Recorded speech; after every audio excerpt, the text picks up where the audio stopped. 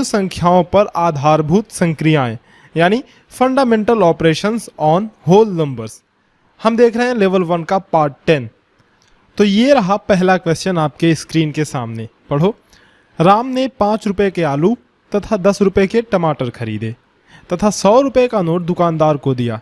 दुकानदार उसे कितने रुपए वापस करेगा? इंग्लिश में पढ़ो। Ram buys potato of ₹5 and tomato of ₹10 and gives a note of 100 to the shopkeeper. How much shopkeeper will return to Ram? देखो, सबसे पहले हमें देखना है कि उसने खर्च कितने किए। राम ने 5 रुपए के आलू खरीदे 5 रुपए के, प्लस 10 रुपए के टमाटर भी खरीदे। तो 5 प्लस ये 10, कितने रुपए खर्च किए? 15 रुपए। बड़ा ही आसान क्वेश्चन है, जल्दी जल्दी करेंगे। 15 रुपए उसने खर्च किए और 100 रुपए का नोट उसने दुकानदार को दिया। तो 100 में से 15 हम घटाएंगे, यही तो दुकानदार वापस करेगा। 100 में से हम 15 घटाएंगे, ये बचा 85। तो ये 85 रुपए ही दुकानदार राम को वापस करेगा। ऑप्शन कौन सा है? B option. पहले क्या करना है, पूरा खर्च जोड़ लेना है कि उसने खर्च कितने किए, उसके बाद जितने रुपए दिए उसमें से खर्च को घटा देना है। आंसर हमारा आ जाएगा, इतना ही रुपया दुकानदार वापस करेगा। ठीक है, बात समझ गए? आगे बढ़ते हैं जल्दी से। देखो, ये रहा सेकेंड क्वेश्चन। एक परीक्षा में राधिका श्याम से 15 अंक अधिक प्राप्त करती है तथा अतुल राधिका से 5 अंक कम प्राप्त करता है। यदि तीनों के अंकों का योग 235 है तो अतुल ने कितने अंक प्राप्त किए? In a test Radhika gets 15 points more than Shyam and Atul gets 5 points less than Radhika. How many marks did Atul score if the sum of their marks is 235? देखो, सबसे पहले ऐसे क्वेश्चंस को करने के लिए हम क्या करेंगे, पहले नाम लिख लेंगे। देखो, जैसे राधिका श्याम से 15 अंक अधिक प्राप्त करती है, तो मान लो ये राधिका है, ये श्याम है और ये है अतुल। ठीक, तो सबसे पहले आप मान लो कि श्याम ने पाए S अंक, S नंबर श्याम को मिला। अब क्वेश्चन के अनुसार देखो कि राधिका जो है वो श्याम से 15 अंक अधिक प्राप्त करती है। तो अगर बच्चों श्याम को S नंबर मिला है तो राधिका 15 इससे ज्यादा प्राप्त करती है, तो राधिका को कितने मिलेंगे? S plus 15। ठीक है, उसके बाद अतुल का देखते हैं। तथा अतुल राधिका से 5 अंक कम प्राप्त करता है। ये है राधिका और ये है अतुल।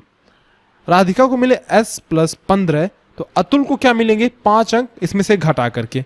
यानी कि अगर हम S में से मतलब S प्लस 15 में से हमें घटाना होगा कितने? 5 अंक हमें घटाने होंगे। ठीक है, उसके बाद हमें देखना है, देखो, यदि तीनों के अंकों का योग 235 है तो अतुल ने कितने अंक प्राप्त किए? तो तीनों के अंकों का योग हमें जोड़ लेना है, मतलब ये और ये। तो देखो, जोड़ते हैं, बड़ा ही आसान क्वेश्चन है। देखो, S प्लस 15, फिर यहाँ पे प्लस ये वाला मार्क्स S है, फिर यहाँ पे प्लस ये S प्लस 15 माइनस 5, यानी कि ये 15 में से अगर आप 5 घटा दोगे तो ये बचा 10, ये बचा हुआ था S प्लस 10। समझ रहे भैया? तो यहाँ पे ये जोड़ोगे S प्लस 10। अगर तीनों को आप जोड़ दोगे यहाँ से बच्चों, तो कितना हुआ? ये S ये हुआ 3S प्लस ये 15 और 10 क्या हुआ? ये हुआ 25। तो 3S और 25 मिल करके ये कुल नंबर हुए। ये क्या हुए? ये कुल नंबर है। और हमसे कहा गया है कि तीनों के अंकों का योग है 235, यानी ये जो वैल्यू है ना, ये वैल्यू ये 235 के बराबर है। 235 के बराबर है। तो अब हम क्या करेंगे, इसी को सॉल्व कर लेंगे। इसको सॉल्व करने का बड़ा ही आसान तरीका है, मैं बताता हूं कैसे। आगे वाले लेक्चर्स में हम इसको और डिटेल से समझेंगे कि ऐसे इक्वेशन को कैसे सॉल्व करते हैं, लेकिन अभी के लिए मैं थोड़ा सा बता देता हूं आपको आसान तरीका। देखो, 3S है, ठीक है, और प्लस 25 इज इक्वल टू कितने बराबर है? 235 के बराबर है। तो आप क्या करोगे, ये 25 को इधर ले जाओगे। 25 को जब आप इधर ले जाओगे तो ये प्लस है, तो इधर जाके ये माइनस हो जाएगा। इस बात का ध्यान रखना। तो इधर बचेगा 3S इज इक्वल टू 235, और ये इधर जाएगा तो माइनस बन जाएगा, तो माइनस 25। तो ये कितना होगा? ये होगा 235 माइनस 25 कितना हुआ बताओ? ये हुआ 210। ठीक है, अब देखो 3S का मतलब है 3 गुणे S। s की वैल्यू हमें निकालनी है। पहले s की वैल्यू निकालेंगे, मैं बताऊंगा क्यों, अभी पहले s की वैल्यू निकालते हैं। तो s की वैल्यू जो होगी, देखो 3 का इधर गुणा हुआ है, तो ये जब इधर जाएगा, इसको भी जब इधर हम भेजेंगे, यहाँ से इधर ट्रांसफ़र करेंगे तो ये भाग हो जाएगा। तो 210 तो पहले से ही है इधर, यहाँ पे देखो, और भाग हो जाएगा तो बटे 3, 210 बटे 3 ये आया 70।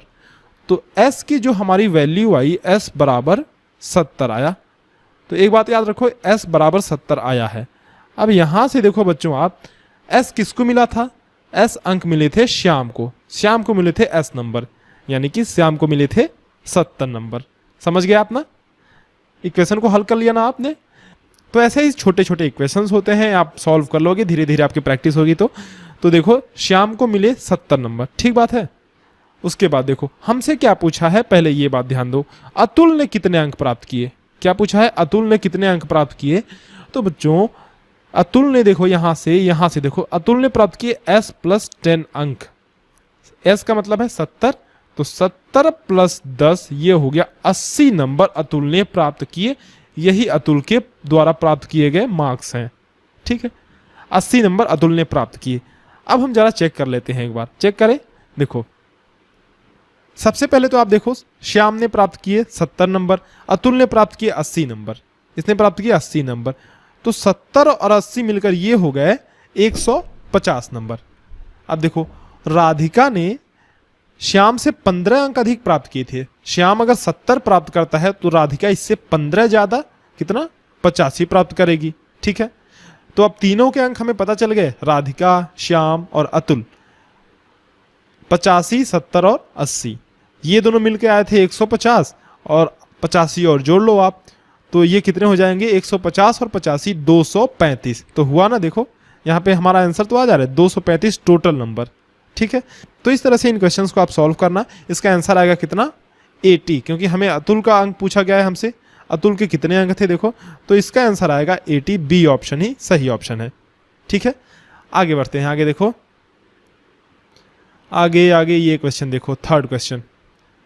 दो संख्याओं का योग 225 है। यदि एक संख्या दूसरी संख्या से 25 बड़ी है तो छोटी संख्या क्या है। इंग्लिश में पढ़ो। The sum of the two numbers is 225 is if one number exceeds 25 by other number find the smallest one। छोटी संख्या हमें पता लगानी है, और हमसे कहा गया है कि दोनों संख्याओं का जो योग है ना वो है 225। अब देखो मान लेते हैं, ऐसे ही मान लेते हैं कि एक संख्या है x, ऐसे ही कुछ भी वेरिएबल एक है, मान लेते हैं एक संख्या है x। अब हमें कहा गया है कि एक संख्या दूसरी संख्या से 25 बड़ी है। तो अगर हम मान लें कि छोटी वाली संख्या ही x है तो बड़ी वाली संख्या कितनी होगी, x प्लस 25। क्यों होगी, क्योंकि x से ये 25 बड़ी है। बड़ी वाली संख्या देखो x से 25 बड़ी है, ठीक है। तो छोटी वाली संख्या ये है, बड़ी वाली संख्या ये है। अब इन दोनों को अगर हम जोड़ देते हैं, इन दोनों को यहाँ पे, मतलब ये अलग संख्या और ये अलग संख्या, इन दोनों को जब हम जोड़ देते हैं, मतलब बीच में प्लस का हम साइन लगा देते हैं, तो ये आता है 225। देखो दो संख्याओं का योग, इन दोनों का योग, the sum of two numbers, इन दोनों का योग आएगा 225। अब इसको सिंपली जोड़ दो, ब्रैकेट को खोलो तो x प्लस एक्स ये हो जाएगा x plus 25 is equal to 225।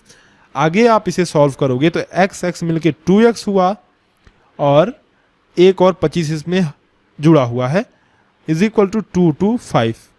आगे इसको आप सॉल्व करोगे तो ये 25 को आप इधर ले जाओगे तो प्लस 25 इधर जाके माइनस 25 हो जाएगा। तो देखो 2x is equal to 225 minus 25। तो ये 225 में से 25 घटाएंगे तो कितना बचेगा, 200 बचेगा। तो बराबर ये हुआ 200, ठीक है, 200। अब 2x का मतलब 2 का गुणा हुआ है x से, तो 2 को जब हम इधर ट्रांसफर करेंगे तो 2 का भाग हो जाएगा। तो x इज इक्वल टू होगा 200/2। इसको जब आप सॉल्व करोगे तो ये आएगा 100। x की वैल्यू कितनी आई, 100। और x को हमने क्या मान रखा था बच्चों, x को हमने छोटी संख्या मान रखे थे। देखो x plus 25 is equal to 225।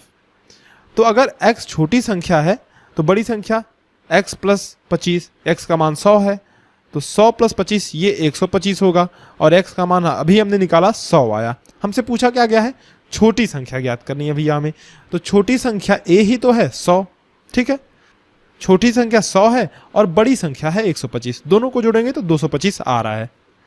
आगे चलते हैं, चौथा क्वेश्चन ये देखो, ये रहा आपके स्क्रीन के सामने, क्या लिखा हुआ है 125 into 117 is equal to question mark. देखो ये क्वेश्चन बहुत उलझाऊ होते हैं, बहुत टाइम वेस्टिंग वाले क्वेश्चन होते हैं, इनमें आप फंसना मत, क्योंकि ऑप्शन सबसे पहले आप चेक कर लेना, ऑप्शन बड़े आसान होते हैं। इनमें इकाई का अंक पूरा गुणा करने की जरूरत नहीं है, इकाई का अंक बस आप चेक कर लेना, आपको पता चल जाएगा। देखो इसमें यूनिट्स प्लेस पे 5 है, इसमें यूनिट्स प्लेस पे 7 है, तो 5 और 7 का गुणा करोगे तो ये आएगा 35, और इसमें इकाई का अंक देखो क्या आ रहा है 5 आ रहा है। यानी कि इन दोनों संख्याओं का जब आप गुणा करोगे बच्चों तो आपको सीधे सीधे नजर आ रहा है कि 5 के अलावा कोई और संख्या इकाई के स्थान पे आ ही नहीं सकती। जबकि बी, सी और डी में देखो इसमें 2 है, इसमें 8 है, इसमें 4 है, तो ये तीनों के तीनों ऑप्शंस गलत हैं, तो ए ऑप्शन ही सही ऑप्शन होगा। तो इस तरह के क्वेश्चन में आप फंसना मत, टाइम मत वेस्ट करना, यूनिट के डिजिट्स देखना और उनका मल्टीप्लिकेशन कर लेना, जो इकाई के स्थान पे आएगी संख्या वही संख्या इनमें भी इकाई के स्थान पे आनी चाहिए। आगे बढ़ते हैं, ये देखो ये भी आसान क्वेश्चन है, बड़ा ही मजेदार है, देखना 12 गुणे 15 गुणे 120 गुणे 0 गुणे 63, कुछ समझ में आया? देखो बहुत सारी संख्याओं का ये गुणनफल है, लेकिन एक इसमें हीरो है। देखो एक ये जो 0 है ना, ये हीरो है, 0 को किसी के भी साथ भी मल्टीप्लाई आप कर दो, उसका जो वैल्यू होता है वो 0 ही हो जाता है, कितनी भी बड़ी संख्या हो। 120 गुणे 0 कितना होगा 0, 1 लाख गुणे 0 कितना होगा 1 लाख गुणे 0, ये भी 0 होगा। कोई भी संख्या हो उसका वैल्यू 0 ही होगा। कौन सा ऑप्शन है, देखो डी ऑप्शन ही, 0 0 0 0, चाहे 10 0 लिखो कोई फर्क नहीं पड़ता, तो डी ऑप्शन ही सही है। आगे देखो ये वाला क्वेश्चन, 640 को किस संख्या से भाग दिया जाए ताकि उत्तर 40 आए। 640 को किस संख्या से भाग दिया जाए ताकि उत्तर 40 आए। तो इंग्लिश में आप पढ़ो, by which number should 640 be divided so that the answer is 40। अब देखो हमें पता है 640, यानी कि 640 में तो भाग देना है। देखो इसमें किस संख्या से भाग दिया जाए, लेकिन किससे भाग देना है, यहाँ पे कौन सी संख्या आएगी यही हमें नहीं पता है, ठीक है। किस संख्या से भाग दिया जाए ताकि उत्तर 40 है, उत्तर देखो यहाँ पे 40 आ रहा है, ये भागफल हमें 40 मिल रहा है। तो मैंने आपको पिछले लेक्चर में बताया था बच्चों कि इसका आप अगर इससे गुणा कर दो तो ये वाली संख्या हमें मिल जाती है, अगर नीचे शेष नहीं है तो, क्योंकि यहाँ पे शेष नहीं दिया गया है, तो इसका गुणा इससे कर दो तो हमें ये वाली संख्या मिल जाएगी, बीच की संख्या। तो मान लो ये x है, मान लो ये संख्या x है, तो हम क्या करेंगे, x गुणे 40 बराबर 640, तो x का मान आएगा 40 इधर जाएगा तो ये भाग हो जाएगा, तो 640 बटे 40 हो जाएगा ये, ठीक बात है, 640 बटे 40, तो ये होगा ये 16, ठीक है, 16 करेक्ट ऑप्शन है, बी ऑप्शन ही सही ऑप्शन है। समझे आप बात? आगे बढ़ते हैं, देखो ये क्वेश्चन देखो, 44044 divided by 11 is equal to, मतलब 11 का सीधे सीधे भाग देना है, मैं बात करूं तो 11 का भाग दो सीधे है। ये आसान नहीं है, थोड़ा सा देखना इसमें थोड़ा सा ट्रिक है। 11 का भाग दोगे तो 4 4 0 4 4, मैं ये क्यों बता रहा हूँ समझना आप। देखो 11 चौके 44, ठीक है, ये 44, यहाँ नीचे तो कुछ नहीं बचा, नीचे 0 0 बचा। अब हम क्या करेंगे, 0 यहाँ पे उतारेंगे, कौन सा वाला, ये वाला 0 यहाँ पे हम नीचे लेंगे। तो बच्चों ये वाला 0 नीचे लेंगे तब भी तो 11 का भाग नहीं जाएगा, है कि नहीं, 11 का भाग तब भी नहीं जाएगा। तो अगला अंक हमें उतारने की जरूरत पड़ेगी, ये वाला अंक। तो ये वाला अंक उतारने से पहले हमें यहाँ एक 0 बढ़ाना पड़ेगा, इसी बात का ध्यान रखना, एक 0 हमें यहाँ बढ़ाना पड़ेगा, ठीक है जी। चलो एक 0 मान लो बढ़ा लिया, अब एक और अंक हमने उतार लिया, 4 और उतार लिया, तो क्या 0 4 में 0 4 की वैल्यू तो 4 ही होगी, तो क्या इस 4 में 11 का भाग जाएगा, नहीं जाएगा। एक और अंक हमें यहाँ से नीचे उतारने की ज़रूरत है, ये तो हमने उतार ही लिया था, ये भी नीचे उतारने की ज़रूरत है, लेकिन बिना इधर 0 बढ़ाए हम नहीं उतार सकते। तो यहाँ पे एक और 0 बढ़ाओगे और ये वाला अंक भी यहाँ पे आप उतार लोगे, और अब बड़े आसानी से भाग चला जाएगा। 11 चौके 44, यहाँ पे 11 चौके 44, ये कट गया पूरा, ठीक है।